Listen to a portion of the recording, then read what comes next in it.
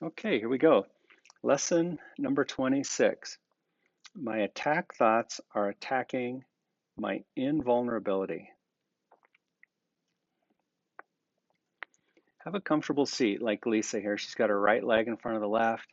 She's sitting on her cushion. Just softly in the shape.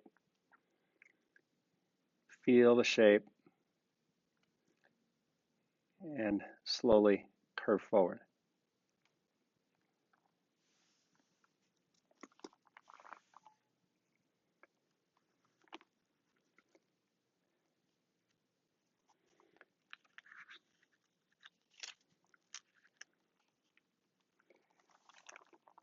To put this lesson, number 26, in perspective, I thought I would read this beautiful, beautiful 3-sentence phrase in the introduction. Nothing real can be threatened. Nothing unreal exists. Herein lies the peace of God. Nothing real can be threatened. So if anything can be threatened, if anything is vulnerable, then it must not be real. Oh, nothing unreal exists. It's just my belief in this body. It's just my belief in this thing, in this world. It's just my belief in vulnerability that makes it seem real. And that's my undoing because I want the peace of God. Slowly raise up.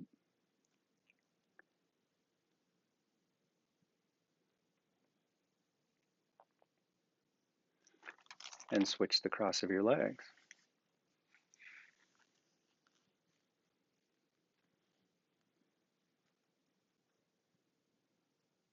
And eyes closed, slowly curve forward once again. We come to this shape a lot because it's so remarkably helpful. And I want you to build a good foundation in the practice. I want you to develop some familiarity with some of these shapes. And as time goes by, we will be adding complexity. We'll be adding a little time and maybe a little pressure here and there. But the yoga itself always remains foundational.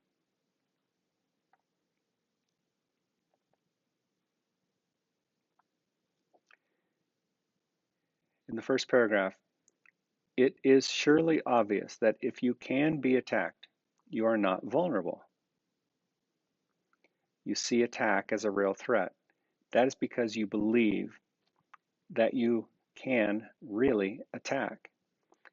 And what would have effects through you must also have effects on you.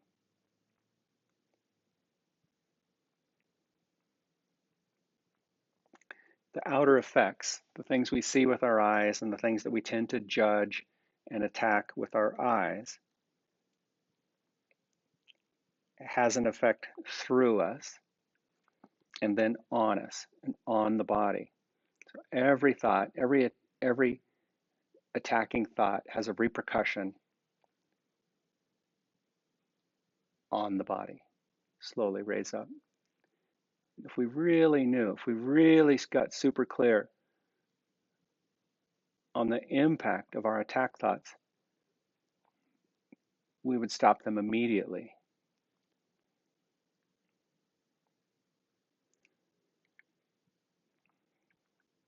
And then it says, well, I'll read the line again. And what would have effects through you must also have effects on you. It is this law that will ultimately save you, but you are misusing it now.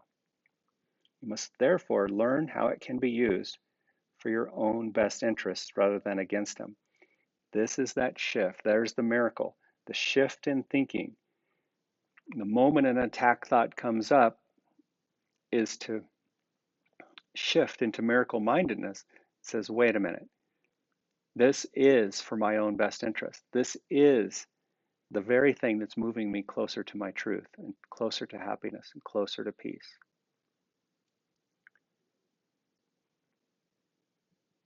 Now straighten your legs out on the floor. Activate your legs. Sit forward on the bolster just a little bit. Activate your legs, toes to you, straighten the knees. Close your eyes, slowly curve forward.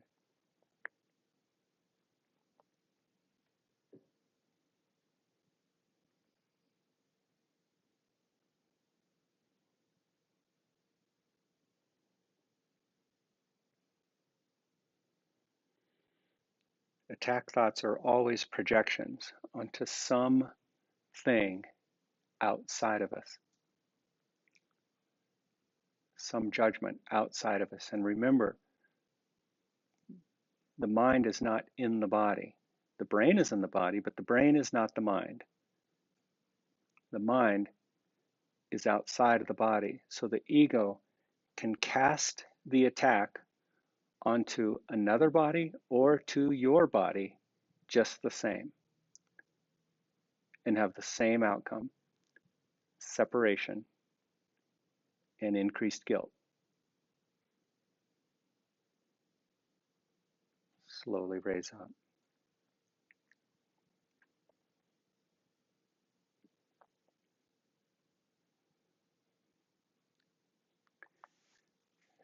Okay, right leg in front of the left.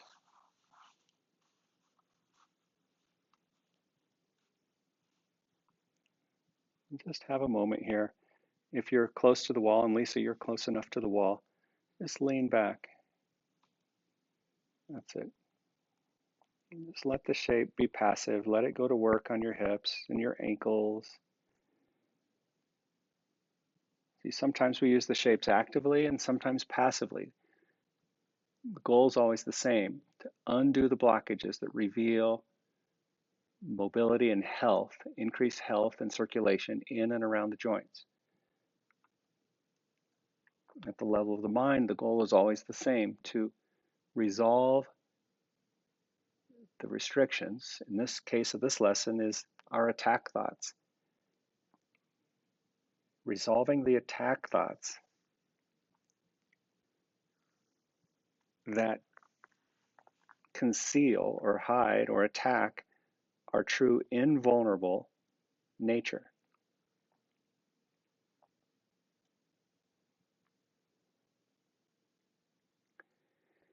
Paragraph 2, because your attack thoughts will be projected, you will fear attack. And if you fear attack, you must believe that you are not invulnerable. This is just that vicious circle. This is basically the war inside the mind projected outward. Is this not what governments and nations go through? Is this not what we go through as individuals? It's the same vicious cycle. Because we project our thoughts outward, we fear attack. We fear the very thing we're projecting out. And we're reacting to what we see in the mirror of life. And if you fear attack, you must believe that you are not invulnerable.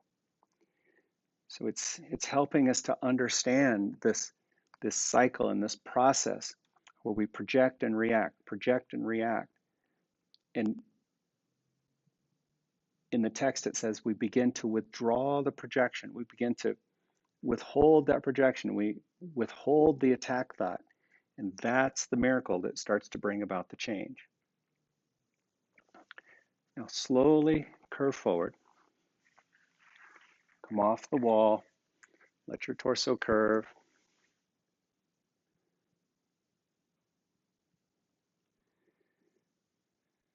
Good.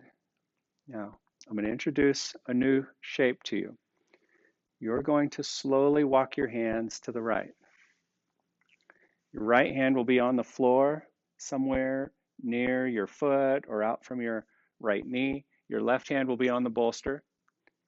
And you're going to press down into the bolster with your right hand and move your right ribs toward the ceiling. The head stays relaxing. The neck stays soft and easy. So there's the curve in your structure and this rotation through the spine. the only proper use of vulnerability is to move into the vulnerability or watch the vulnerability come up and then gently choose against it. Slowly now back down to the center. Good. And then back up, just touching into the shape, back to the wall, back to an easy supported position, and then change the cross of your legs.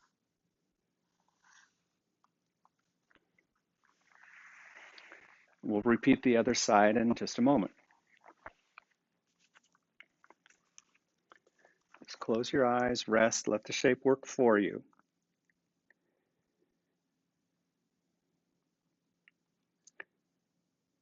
Attack thoughts, therefore, make you vulnerable in your own mind, which is where the attack thoughts are. Attack thoughts and invulnerability cannot coexist. They cannot be accepted together. They contradict each other.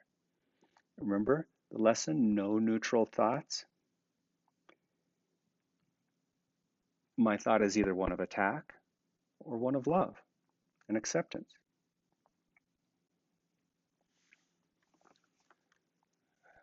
Come off the wall slowly and curve forward.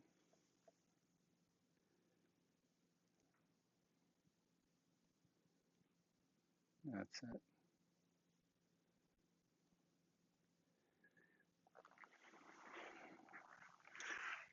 And you may just choose to watch for a moment. Slowly walk your hands to the left. Your left hand will be on the bolster, fingers pointing to the left. That's it. And then the left hand presses down, the left ribs move toward the ceiling, the right shoulder drops, the neck and head relax. We want to look over the left shoulder. You may notice yourself doing that and see if you can turn that off and really relax around your face and your neck and gently use your arms to evoke a healthy, kind twist through the rib cage and the upper back, through the spine. The elbows both slightly bent. Beautiful. And then back down to the center.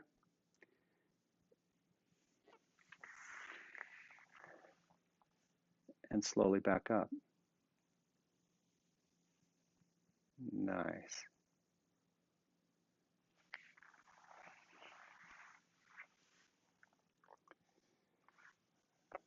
All right.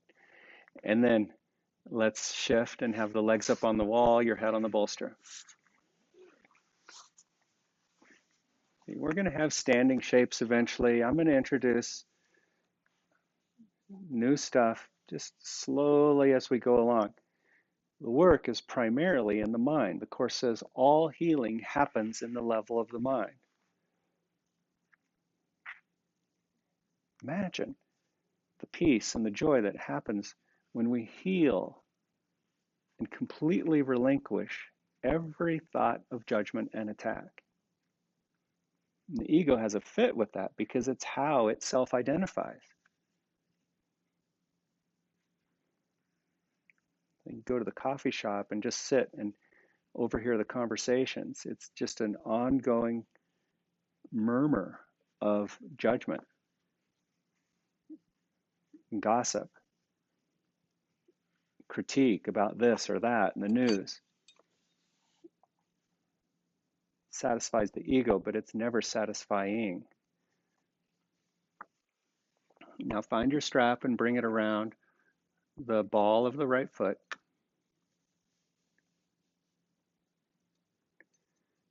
Head heavy on the bolster, hands high. Activate your thigh, press up through the heel. See, we're just activating. Think about it as bringing as many muscle fibers as you can online. We're not stretching anything. If we stretch anything, it's the mind that we're stretching. And that's oftentimes the most uncomfortable thing there is. We'll put our body through all kinds of pain and torture to protect our thoughts, even our attack thoughts. Slowly bring your heel off the wall, just bit by bit. Why bring it off? to bring up a little resistance, a little more resistance, and get closer to the bone. Closer to the bones in your fingers, your hands, your shoulders, your elbows, your low leg, your knee, your thigh. If you make it athletic, then it can sometimes become more superficial than deep.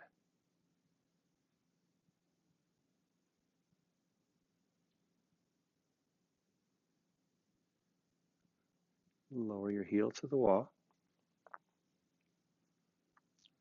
Rest your hands if you need to, otherwise go to the ball of the left foot. Maybe by now you're noticing your hands starting to tolerate the position here more. We're using them and we're elevating them. So the heart has to work a little harder. Your circulatory system has to get a little more efficient, a lot more efficient actually, to get nourishment to your fingers and your hands and into your toes. From your thigh, extend the knee, press up through the heel, feel down into the hip, and it's from the hip you move as you bring the heel off ever so slightly. Yes, and we close the eyes. Yoga is an inside job. It's your practice and no one else's.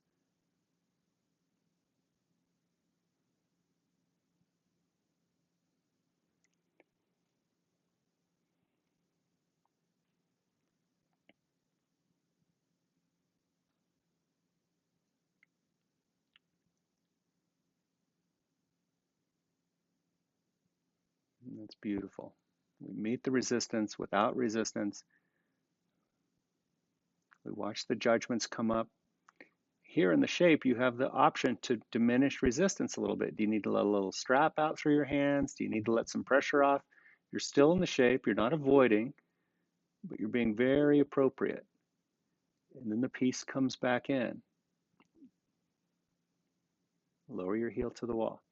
That's the kind of the unique nature of the practice. And then we'll set the strap aside. When we practice on the mat, we get to adapt and adjust the body to maintain peace. And that's important. In life, we don't get to adjust so much, which is what makes all yoga of the mind, ultimately.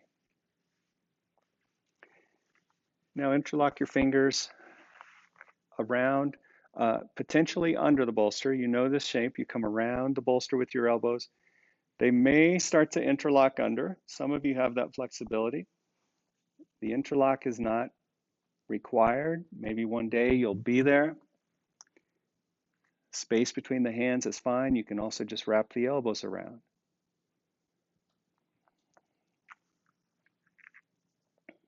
Resting in the shape. Paragraph 3. The idea for today, my attack thoughts are attacking my invulnerability, introduces the thought that you always attack yourself first. If attack thoughts must entail the belief that you are vulnerable, their effect is to weaken you in your own eyes. The ego loves that. Thus, they have attacked your perception of yourself. And because you believe in them, you can no longer believe in yourself. A false image of yourself has come to take the place of what you are. You know, this idea of self-attack or self-flagellation is actually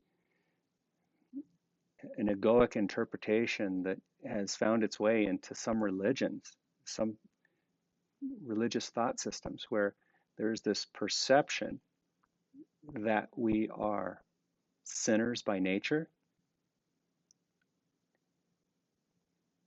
that there's glory in a sense of worthlessness.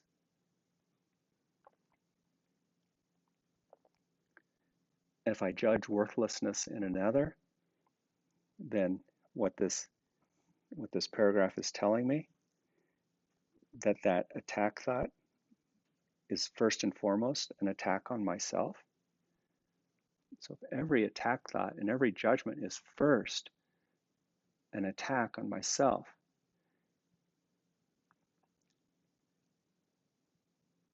why would I do it? If I can begin to get a feeling for that, it's impossible to attack another without feeling the attack on oneself.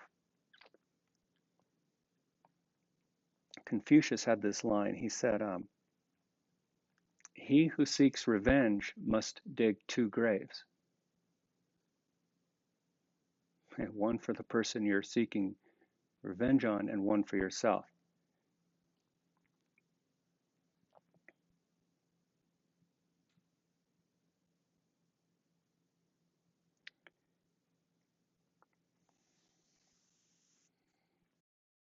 Release your hands slowly down by your sides.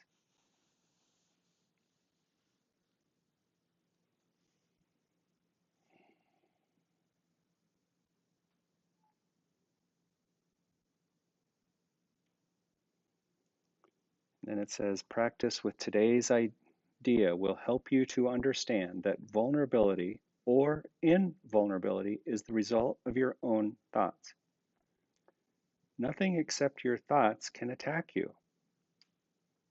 Nothing except your thoughts can make you think you are vulnerable. Because in truth, there's nothing out there. And nothing except your thoughts can prove to you this is not so.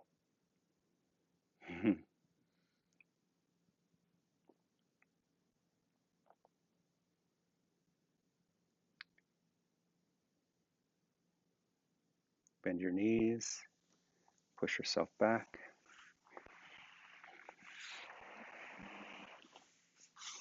And when you're ready, roll onto one side, push yourself up, find any comfortable seat.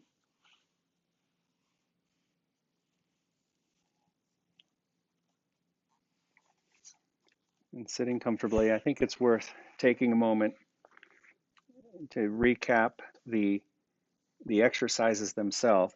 And it's saying 6 practice periods are required in applying today's idea. A full 2 minutes should be attempted for each of them, although the time may be reduced if the discomfort is too great.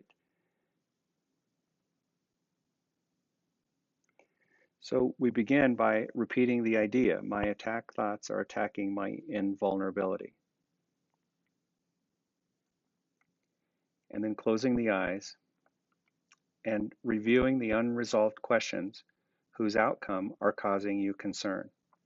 Now, the concern may take the form of depression, worry, anger, a sense of imposition, fear, foreboding, or preoccupation, right? It's a long list of concerns that may arise from the various situations. Then it says, first name the situation.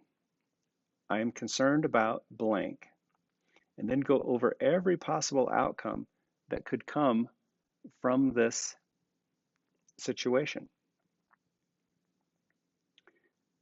which takes the form of, I am afraid that blank will happen. I'm concerned about such, and I'm afraid that such and such will happen.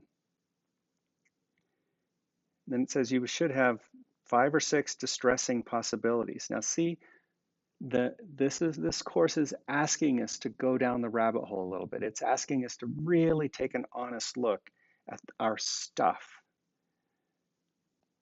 It wants us to heal. It wants us to get a glimpse and a long-term glance at our true self and the joy that comes with it. And after you've named each outcome of which you are afraid, tell yourself, that thought is an attack upon myself. Now, this lesson just requires so much honesty. There's not a whole lot of resolution in this lesson. And if it weren't for the next lesson and succeeding lessons, we might think we're just kind of left in the muck. So do this kind of mucky, yucky work willingly and gently, and know that Spirit's just going to pick us up. So we got to go through. We have to go through the dark to get to the light. Bring your hands to your heart.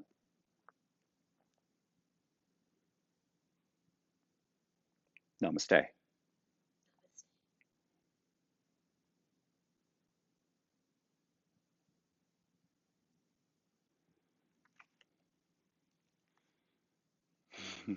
All right. That answer your questions? Yes. Okay.